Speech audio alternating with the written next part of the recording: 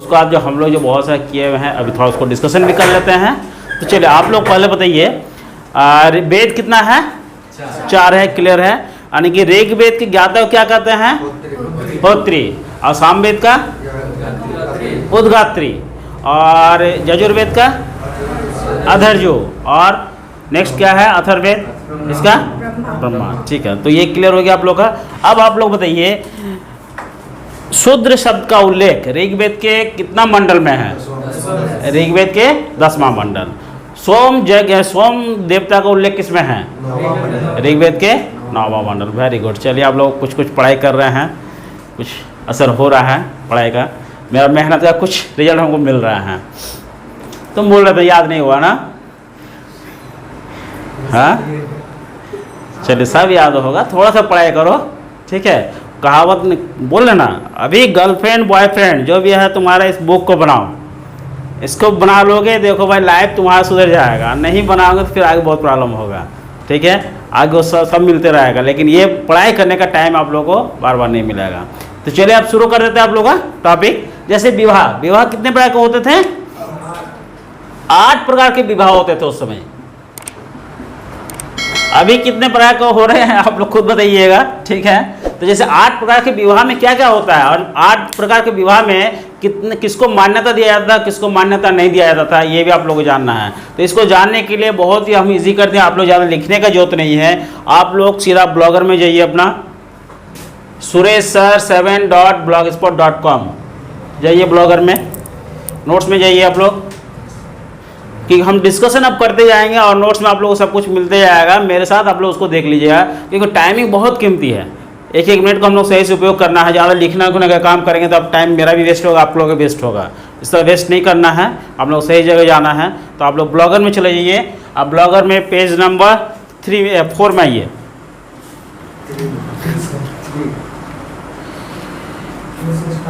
हाँ, 3 में आइए। अब देखिए उसमें लिखा हुआ है विवाह के प्रकार, ठीक है। एकदम लास्ट में आइए, विवाह के प्रकार। तो विवाह कितने प्रकार के होते थे?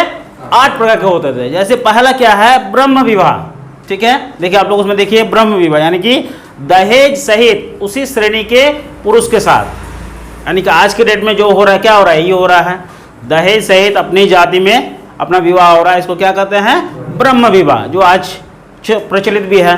नेक्स्ट आइए, देव विवाह।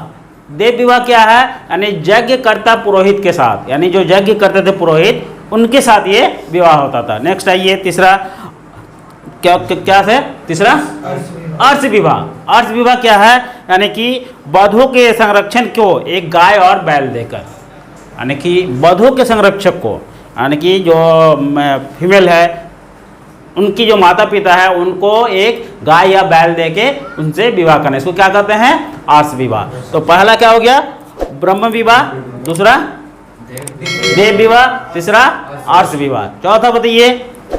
तो चौथा है प्रजापत्य विवाह। प्रजापत्य विवाह में क्या है?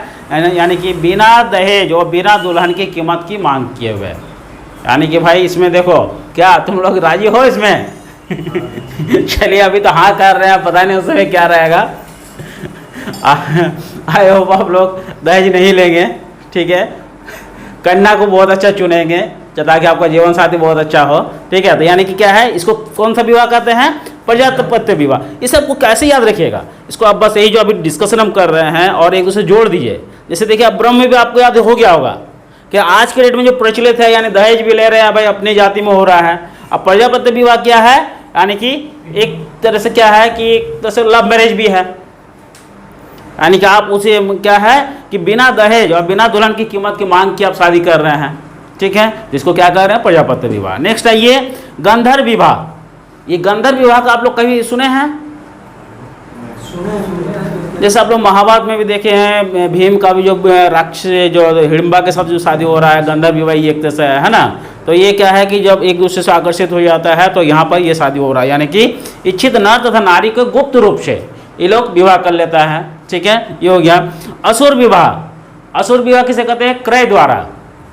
जैसे आप देख रहे होंगे, जैसे हरियाणा हो गया, राजस्थान, इस सब में देखिए आप लड़कियों की बहुत कमी हो गया है, ठीक है। तो वो लोग देखिए झारखंड हो गया, बंगाल हो गया, बिहार से देखिए बहुत जगह से देखिए अब एजेड आदमी सब क्या है कि पैसा दे के यहाँ के लड़के से शादी करके ले जा रहा है। बहुत सारा देखते हैं, आए दिन केस होता ही है। तो ये कौन सा विवाह है? असुर विवाह। ठीक है। नेक्स्ट आप लोग का है राक्षस विवाह। राक्षस विवाह देखिए क्या है, यानी कन्या पर कब्जा कर विवाह करना, यानी कि जबरदस्ती किसी को कब्जा करके विवाह करना, इसको कौन सा विवाह कहते हैं? राक्षस विवाह। अब नेक्स्ट आइए पेशाच विवाह। पेशाच विवाह क्या है, यानी कन्या को भय भगा कर विवाह करना या अपना चेतना में ना हो, यानी कि ये ऐसा विवाह है, यानी जैसे देखिए कोई अगर पागल भी है या विक्षिप्त भी है लड़की है, ठीक है, उसको ज़बरदस्ती उसको किडनैप कर लेना, शादी कर लेना, ये कौन सा विवाह हो गया? पेशाच विवाह, यानी सबसे क्रूर विवाह यही हो गया। ठीक है। तो आज की डेट में समाज में इन 8 में से किसको मान्यता दिया हुआ है? आज की डेट में इस 4 को मान्यता दिया गया है। ठीक है। तो अब आप कौन सा विवाह करेंगे ये कमेंट कर भेजिएगा हमको थोड़ा सा ताकि पता चले कि आप किस विवाह के पक्ष में हैं। ठीक है। तो चलिए ये क्लियर हो गया आपका, यानी विवाह कितने प्रकार का होता था? 8 प्रकार के। पहला क्या हो गया? पहला ब्रह्म विवाह, दूसरा देव विवाह, तीसरा आर्ष विवाह, चौथा प्रजापति विवाह, पांचवा गंधर्व विवाह, छठा असुर विवाह, सातवां राक्षस विवाह, आठवां पैशाच विवाह। देखिए डिस्कशन करने से कितना फायदा होता है। टाइम लगा यही, अभी अगर हम लिखते रहते हैं या लिख के दिखा रहे तो बहुत टाइम लग जाता है। इसमें क्या है कि आप सीधा ब्लॉगर में मेरा जाइएगा, ब्लॉगर में हम नोट्स अपलोड करते चले जाएंगे, आप लोग क्विक नोट्स को निकालेंगे। ठीक है। सुरेश सर 7.blogspot.com, इसमें आपको नोट्स भी मिल जाएगा और मेरे साथ क्लास में तुम लोग अपना डिस्कशन करते रहोगे। ठीक है। इसी में जैसे अभी आप अपने भी पढ़ेंगे तो आपको उतना याद नहीं होगा, लेकिन अभी जब आप सुने डिस्कशन किए अब आपको याद हो जाएगा, क्योंकि देखिए हम लोग जो डिस्कशन कर बहुत पढ़ाई किए हैं, सब बहुत अच्छा से अध्ययन किए हैं, समझे हैं, तब जाकर आपको समझा पा रहे हैं। ठीक है। तो आप भी समझा लेंगे फ्यूचर में। ठीक है। चलिए आगे आते हैं। अब नेक्स्ट टॉपिक क्या है हम लोग का? तो विवाह के प्रकार हो गया यज्ञ, यानी देखिए यज्ञ कितने प्रकार के होते थे? तो ये भी देखिए उस समय 8 प्रकार के यज्ञ होते थे। यज्ञ भी 8 प्रकार के होते हैं। ठीक है। तो चलिए अब ये आप लोग आइए पेज नंबर 3 में ही, 3 में ही है। देखिए यज्ञ पेज नंबर 3 में जाइए, मिल गया, आप लोग पहुंच गए?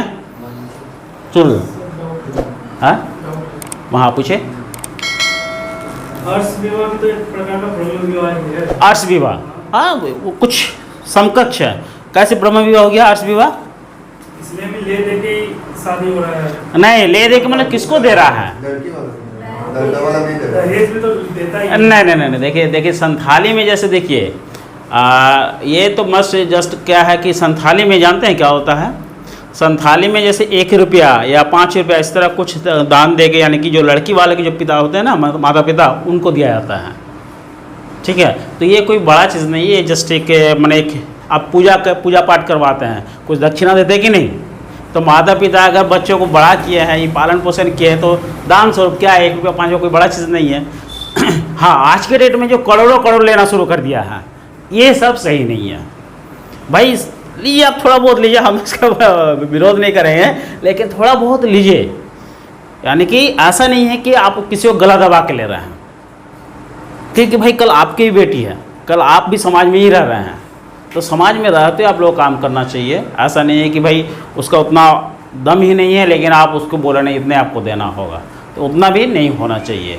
और दूसरी बात, दहेज लेना चाहिए या नहीं लेना चाहिए, क्यों लेना चाहिए, क्यों नहीं लेना चाहिए, इसमें भी आप लोग हो सके तो कमेंट करेंगे हमको।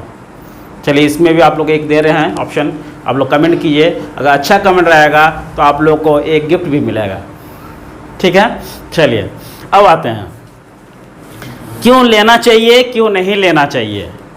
इस पक्ष और विपक्ष दोनों में आप लोग एक हमको कम से कम 100 वर्ड का एक लिख हम लोग भेजेंगे, पोस्ट करेंगे। अगर आप लोग का हमको पसंद आया तो उसमें आपको एक जरूर गिफ्ट मिलेगा, फर्स्ट सेकंड थर्ड का। ठीक है। चलिए, क्योंकि ये भी एक देखिए। चलिए अब आते हैं हम लोग विभिन्न यज्ञ, यानी यज्ञ कितने प्रकार के होते हैं। देखिए ऐसा नहीं खाली लेते हैं, लेकिन बहुत कोई नहीं भी लेते हैं, ये भी है फैक्टर। तो बहुत कोई अच्छे भी हैं, बहुत कोई ऐसे भी है खाली उसी के लिए पीछे भागते हैं। नहीं दे, अगर दिल से अपने से कोई दे रहा है तब तो लेना ही हो। हम तभी आपके लिए हम एक निबंध का प्रोग्राम कर दिए हैं। अब 100 वर्ड में एक जरूर लिख के भेजिए। हाँ, इसीलिए तो मेरा एक क्वेश्चन है आपके साथ कि दहेज लेना चाहिए कि नहीं लेना चाहिए। सरकार तो बहुत सारा घोषणा कर रहे हैं, लेकिन क्या इम्प्लीमेंट कितना हो रहा है, इसको आप लोग एक जरूर लिख के दें, हमको 100 वर्ड में लिख के भेजिएगा, पक्ष विपक्ष दोनों में, क्यों लेना चाहिए क्यों नहीं लेना चाहिए। ठीक है, चलिए अब आते हैं यज्ञ। यज्ञ कितने प्रकार के होते हैं? ठीक है, तो यज्ञ देखिए 8 प्रकार का होता था। यानी कि देखिए पहला क्या है, पेज नंबर 3 में आइए आप लोग। देखिए यज्ञ 8 प्रकार के होते हैं। यानी कि एक तरफ देखिए यज्ञ लिखा हुआ है, एक तरफ संबंधित क्यों होता था ये यज्ञ। ठीक है, जैसे पहला राजसूय यज्ञ। तो राजसूय यज्ञ क्यों होता था? यानी कि देखिए राजा को सिंहासन से पद स्थापित करने से संबंधित है। यानी कि राजा को जब सिंहासन में बैठा जाता था उस समय ये राजसूय यज्ञ होता था। ठीक है, दूसरा ये वाजपेयी यज्ञ। ठीक है, वाजपेयी यानी शक्तिपेय, यानी एक प्रकार के पुनर्जौवन, शाब्दिक अर्थ है समारोह यानी कि मदिरापान। यानी कि वाजपेयी यज्ञ क्या है कि एक राजा को जो है ना पुनर्जौवन प्राप्त करवाने के लिए, यानी कि कुछ बैठते थे और इसमें मदिरापान या कुछ घोड़ा घोड़ रहे, इसे भी कुछ होता था। ठीक है, इसको क्या कहते हैं? वाजपेयी यज्ञ। ठीक है, तीसरा है अश्वमेध यज्ञ। अश्वमेध यज्ञ का आप लोग नाम सुने होंगे, जैसे रामायण देखे होंगे। रामायण में चक्रवर्ती सम्राट बनने के लिए क्या है, अश्वमेध यज्ञ किया जाता था। आप लोग गुप्त काल में भी देखिएगा, कुछ कुछ जो शासक है वो लोग अश्वमेध यज्ञ भी करवा रहे हैं। जब हम लोग गुप्त काल में आएंगे तब हम डिस्कशन करेंगे आप लोग सब। तो अश्वमेध यज्ञ में क्या होता था, यानी कि घोड़ा को पूजा पाठ करके उसको छोड़ दिया जाता था। वो पूरा साम्राज्य में घूमते रहता था, और उसको अगर कोई रोकता था तो उसके साथ उसको युद्ध करना पड़ता था। और अगर कोई नहीं रोका और जहाँ जहाँ वो घुमा वो पूरा क्षेत्र किसका है? राजा का है, यानी चक्रवर्ती सम्राट बनने के लिए। और ये तो हमको क्लियर नहीं है, लेकिन ये कहा जाता है कि घोड़ा को बाद में बलि भी दिया जाता था। तो अगर ऐसा होता तो हमको भी पसंद नहीं जीव का हत्या करना। ठीक है, एक तो आपका साम्राज्य का इतना बड़ा काम किया और लास्ट में बलि दे रहे हैं, तो ये बलि देना सही लगा हमको।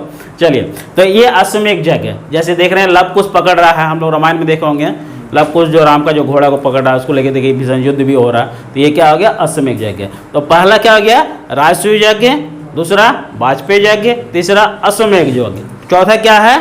पुरुषमेध यज्ञ। पुरुषमेध यज्ञ में क्या होता था, यानी कि भाई ये सब यज्ञ होने के बाद नर बलि दिया जाता था, मानव को बलि दिया जाता था।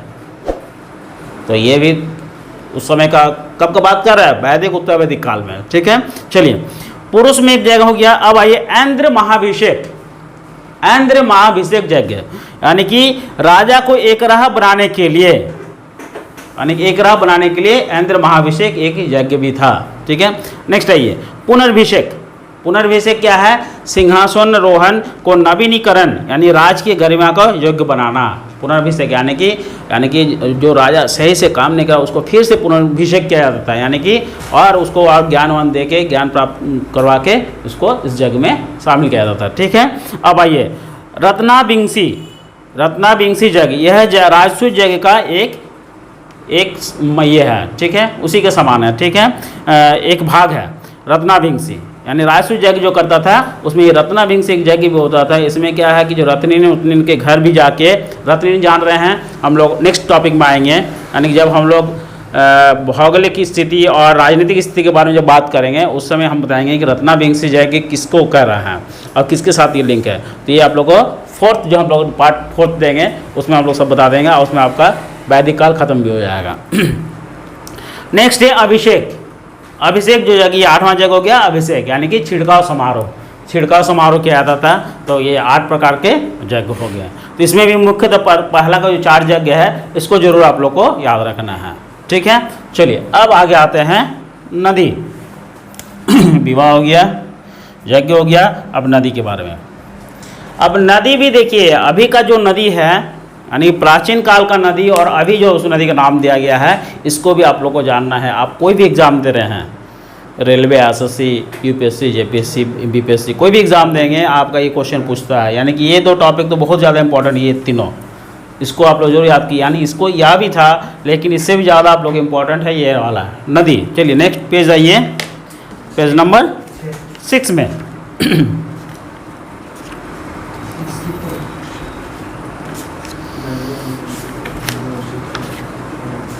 4 में होगा। नदियों और उनके प्राचीन नाम। कितना में है?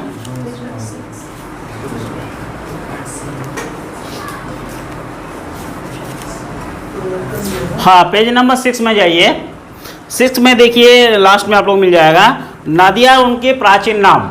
ठीक है, तो यहाँ जैसे देखिए बितास्ता, आज के डेट में जो झेलम नदी है, झेलम नदी कहाँ है? जैसे आप लोग देखे होंगे, हम लोग 5 नदी उधर का उत्तर का क्या क्या हो गया? सिंधु, झेलम, सतलज, रावी, चेनाब, है ना।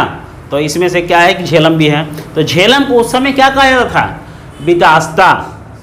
ठीक है, इसको ऐसे याद कीजिए जैसे बिपाशा, बिपाशा बसु को जान रहे ना, तो बिपाशा बसु को आप लोग झेल रहे हैं कि नहीं पिक्चर में? ठीक है, तो बितास्ता यानी कि झेलम, उसको कर लीजिए। ठीक है, परुसनी यानी कि देखिए यहाँ पर आप लोग इसको सुधार कर सकते हैं, जैसे परुसनी, जबजावती, इरावती, यानी कि आज के रूप में जो रावी नदी है ना, उसको हम लोग इतने नाम से जानते हैं, परुसनी, यबजावती, इरावती। क्या क्या है?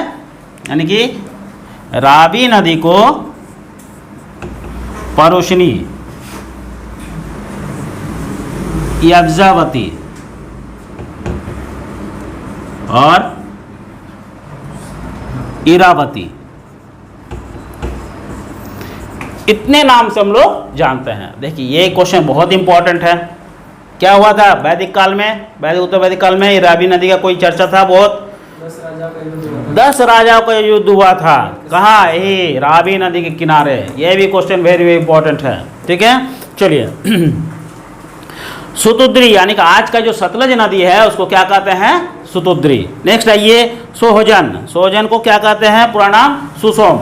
ठीक है, अब आइए सिंधु को सिंधु ही कहा जाता था। अब आइए सरस्वती नदी को सुबास्तु, यानी कि सरस्वती नदी जो है उसको क्या कहते हैं? सुबास्तु। जैसे आप लोग इसको कैसे याद रखिएगा, जैसे माँ सरस्वती को जो हम लोग विद्या का देवी मानते हैं, ठीक है, तो हाथ दे के हम लोग आशीर्वाद देते कि नहीं, तो इसको मान लीजिए सुबास्तु।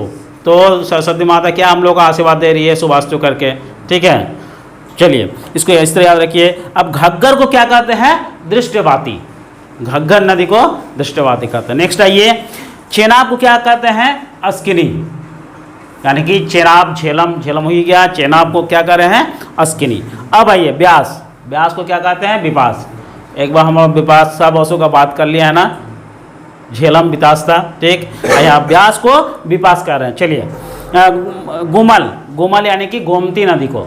नेक्स्ट आइए कुरम या कुरम, या कुरभा या कुरम नदी को कुरम कहते हैं। ये कहाँ है? अफगानिस्तान में। ठीक है, अब आइए काबुल। काबुल को कुभा कहते हैं, कुभा नदी। ठीक है, काबुल नदी को। मरुबर्धमान, मरुद्वीरित। गंडक को सदानीर, यानी गंडक नदी को क्या कह रहे हैं? सदानीर। आप लोग इस ज्योग्राफी में भी एक बार हम पूरा नदी के बारे में बताएंगे, उसमें भी आप लोग पूरा क्लियर हो जाएगा। तो नदी भी आप लोग क्लियर हो गया होगा, आप लोग इसको भी एक बार देख लीजिएगा अच्छा से। नेक्स्ट हम लोग आते हैं, नदी क्लियर हो गया, अब आते हैं हम लोग इतिहासकारों के विचार। चलिए इसमें कोई डाउट है पूछिए अब आप लोग,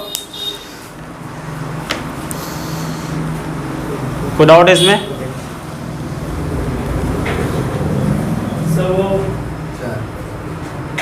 राजा को इकारा मतलब एक राह बनाने के लिए, यानी कि माने उसको क्या है कि कुछ दिन के लिए उसको अलग से रखा जाता था। हाँ, एक कुछ दिन अलग से रखा जाता था ताकि वो अपना यौवन को प्राप्त कर सके, और वहाँ कुछ मैंने जैसे देखते नहीं हैं यज्ञ करने के पहले उसको अलग अलग से रखा जाता था ताकि उसका शुद्धिकरण होकर वो यज्ञ में भाग ले। एक राह बनाया जाता था। ठीक है, नेक्स्ट बैठिए बैठिए। और कुछ? चलिए अब हम लोग आ जाते हैं इतिहासकारों के विचार, यानी कि आर्यों के जो आगमन हुआ, आर्य कहाँ से आए? मध्य एशिया के ऊपर भाग क्षेत्र से, यानी कि रूस के नीचे वाला क्षेत्र से। ठीक है, तो पहले ये आने के क्रम में मध्य एशिया से पहले कहाँ आ रहे हैं? ईरान आ रहे हैं। ठीक है, ईरान के बाद ये कहाँ प्रवेश कर रहे हैं? अफगानिस्तान, पाकिस्तान होते भारत इस सब में प्रवेश कर रहे हैं। तो यानी कि देखिए ये भी क्वेश्चन बहुत इंपॉर्टेंट है, जो भी हम डिस्कशन कर रहे हैं आप लोग याद रखिए। यानी कि आर्य कहाँ से आ रहे हैं? मध्य एशिया से, मध्य एशिया से ईरान पहले ये लोग आ रहे हैं। तब भी देखते हैं आर्य किसको कह रहे हैं? यानी कि जो गोरे लंबे चौड़े जो हैं, ठीक है, नाक लंबे है, आर्य ईरानी सबको देखते हैं कि नहीं, लंबे चौड़े गोरे गोरे हैं एकदम। तो ये आर्यों का आगमन मध्य एशिया से आके पहले ईरान, ईरान से तब इधर आ रहे हैं। तो अलग अलग इतिहासकारों ने अलग अलग विचार दिया है। अब यहाँ क्या है कि अभी रिसेंट जो अभी सर्च हुआ है, रिसेंट जो अभी खोज हुआ है, उसमें पता चल रहा है कि आर्य का जो उद्भव है तिब्बत से ही हुआ है। तो लेकिन अभी भी पूरी तरह से इसको मान्यता नहीं मिला है, शायद मिल जाए आगे। तो चलिए अभी हम लोग उसमें नहीं जाएंगे, हम लोग अभी देख लेते हैं कहाँ कहाँ से आया हुआ है। कहाँ कुछ कितना पेज में है, पेज नंबर 4 में चले जाइए, वहाँ आपको मिल जाएगा। जैसे देखिए सप्त सिंधु प्रदेश से आया, सप्त सिंधु प्रदेश से आया, ये कौन बताया है, यानी कि देखिए एसी दास मध्य एशिया से आया। ये कौन का है, मैक्स मूलर। देखिए इसी को मान्यता अभी फिलहाल दिया गया है, मैक्स मूलर जो कहा है, यानी कहाँ से, मध्य एशिया से। नेक्स्ट आइए आर्कटिक प्रदेश से आया है। ये कौन का है, यानी कि उत्तरी ध्रुव क्षेत्र बाल गंगाधर तिलक, जहाँ महाभारत के सुमेर पर्वत का वर्णन मिलता है, जहाँ 6 महीने का दिन और 6 महीने का रात होता है। ठीक है, अब आइए तिब्बत से इनका आगमन कहाँ से हुआ, तिब्बत से। किसने कहा है, दयानंद सरस्वती ने, जो आज के डेट में इसका भी मान्यता मिलने की संभावना है। ठीक है, अब आइए हिमालय घाटी, हिमालय घाटी से यानी कि कौन बोल रहा है, पंडित लक्ष्मीधर शास्त्री। अब आइए एशियन स्टैंड यानी काला सागर के उत्तर में किसने कहा है, बेनफे। ठीक है, नेक्स्ट आइए मध्य तथा पश्चिम जर्मनी से आइए, किसने कहा है, मेयर ने। नेक्स्ट आइए ऑस्ट्रिया हंगरी तथा बोहेमिया यहाँ से जो आया, ये किसने कहा है, ये किनका विचार है, पी गिलेज तथा मैकडोनाल्ड का। नेक्स्ट आइए जर्मनी का मैदानी भाग, ये लोग कहाँ से आया है, जर्मनी के मैदानी भाग से। कौन कह रहा है, प्रोफेसर पेंका हट। ठीक है, यानी कि आर्यों का मूल निवास स्थान कहाँ था, वो कैसे आ रहे हैं, कहाँ से आ रहे हैं, ये भी आप लोग को क्लियर हो गया। नेक्स्ट हम लोग आते हैं प्रजापति के अंगों से उत्पत्ति, यानी प्रजापति अंगों से क्या का कौन, जैसे हम लोग उत्पत्ति हुआ, जैसे एक्चुअल हम लोग अभी क्या जानते हैं, प्रजापति के अंगों से, प्रजापति मन किसको कह रहे हैं, ब्रह्मा को, ब्रह्मा देवता। ठीक है, जो हम लोग को रचयिता है, तो ब्रह्मा देवता जैसे इसमें कहा जाता है कि मुंह से क्या हो रहा, ब्राह्मण देवता का, ब्राह्मण का उद्भव हो रहा, ब्राह्मण जाति का। और छाती से किसका हो रहा, क्षत्रियों का। और जांघों से किसका हो रहा है, वैश्यों का। और पैर से शूद्र का। ये सब जाति का उद्भव हो रहा है। ये मुख्य 4 तो हम लोग जानते हैं। पहला क्या बताया आपको, मुंह से ब्राह्मण का, दूसरा जो क्षत्रिय हो गया छाती से जो हमारा रक्षा करते हैं, और वैसे क्या है जो व्यापारी का, जो व्यापारी है वो, ठीक है, वो क्या है जंघा से, और चौथा पैर, शूद्र पैर से शूद्र का उत्पत्ति हो रहा है। इसके साथ और भी हम लोग आते हैं। चलिए पेज नंबर कितना में देख लीजिए, पेज नंबर 6 में चले जाइए। जैसे मुंह से ब्राह्मण और अग्नि का उद्भव। ठीक है, नेक्स्ट आइए हाथ से सैनिक और योद्धा का, हाथ और छाती से। ठीक है, नेक्स्ट आइए जांग से वैश्य का, जो भी चर्चा किए हैं। पैर से शूद्र और पृथ्वी का, पृथ्वी का उत्पत्ति भी देखिए कहाँ से हो रहा है, पृथ्वी का उत्पत्ति पैर से। नेक्स्ट आइए मस्तिष्क से चंद्रमा, चंद्रमा उत्पत्ति हो रहा है। आँख से सूर्य का, सूर्य की उत्पत्ति। श्वास से वायु, यानी कि जो एयर है, ये वायु जो है ये कहाँ से, श्वास से। ठीक है, किनका, ब्रह्मा का। ठीक है, नाभि से हवा। ठीक है, अब आइए सर से आकाश का, और कान से चारों दिशाओं का। ठीक है, ये भी आप लोग क्लियर हो गया होगा। तो इसको भी आप लोग याद कीजिए, जो जो हम बोल रहे हैं आप लोग याद कीजिए, क्योंकि आप लोगों का काम ये नहीं कि अब क्या पढ़े और क्या छोड़े, और दूसरा बुक में क्या दे रहा है, उधर क्या दे रहा है, ये भी आप लोग अब मत देखिए अभी ज़्यादा, क्योंकि ये देखिए 19-20 का ही फर्क रहता है। आप लोग किसी एक को बेस बना के पढ़ाई शुरू कर दीजिए, आपका रिजल्ट आ जाएगा। और ज़्यादा इधर उधर देखने शुरू करेंगे तो आप लोग देखते रह जाएंगे, देखते देखते आप टाइम कब पार हो जाएगा पता भी नहीं चलेगा। इसलिए ज़्यादा टाइम को वेस्ट नहीं करेंगे, क्योंकि देखिए हम लोग भी आज जो आप बता रहे हैं 20 साल का एक्सपीरियंस लिए हुए हैं। ठीक है, ऐसे नहीं बता रहे हैं। तो जो जो हम लोग बता रहे हैं उसको खाली फॉलो कीजिए, आपका कोई भी एग्ज़ाम का रिजल्ट आना शुरू हो जाएगा। तो चलिए आप लोग शायद समझ गए होंगे। और ब्लॉगर में चले जाइए, अगर नहीं मिला तो suresh7.blogspot.com, आपको नोट्स भी वहाँ प्रोवाइड हम कर दिए हैं। नोट्स के साथ इस तरह हम डिस्कशन करते चले जाएंगे, आप लोगों का टॉपिक क्लियर हो जाएगा। बस और एक क्लास लेंगे, वैदिक काल आप लोगों का ख़त्म हो जाएगा, क्योंकि इसको जानना भी बहुत ज़रूरी है अच्छा से, क्योंकि ये आगे हम लोग का क्या है, इतिहास का बहुत बड़ा बेस है। यानी सिंधु घाटी सभ्यता वैदिक अगर आपको थोड़ा ठीक से क्लियर आएगा ना, तो आगे आपको कोई भी चीज़ जानने में असुविधा नहीं होगा। तो चलिए आगे हम लोग फिर करेंगे। आगे चलिए अच्छा लग रहा है तो लाइक कीजिए, सब्सक्राइब कीजिए और शेयर भी कीजिए। और कुछ कमेंट रहे तो कमेंट भी कीजिए आप लोग, ताकि हमको भी पता चले आप लोग अच्छा लग रहा है कि नहीं लग रहा है। चलिए, धन्यवाद।